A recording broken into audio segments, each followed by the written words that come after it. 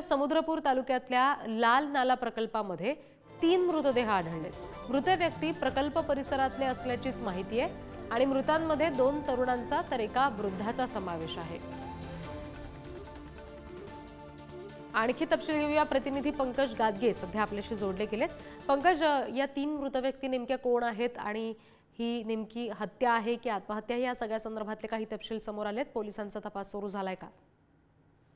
नक्कीच सिद्धी, वर्ध्यामध्ये अति मुसळधार पाऊस गेल्या 2-3 दिवसापासून सुरू आहे आणि त्यामुळे लाल नाला प्रकल्प हा ओव्हरफ्लो झालेला आहे आणि लाल नाला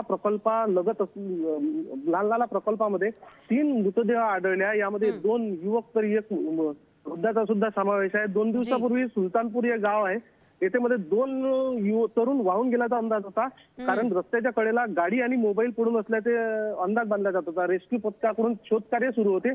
अशातच काल सायंकाळच्या सुमारास 2 युवकांचे मृतदेह सापडले आहे आणि एका वृद्धाचा सुद्धा मृतदेह सापडला आहे। या घटनेने एकच खळबळ उडाली आहे। विराट पोलीस परिस्थितीवर नजर ठेवून असून पुढील तपास करीत आहे। रिद्धी जी पंकज, त्याच्यामुळे हे पावसाचे बळ आहेत असं सुद्धा म्हणता येईल। धन्यवाद दिलेल्या या सगळ्या तपशिलांसाठी।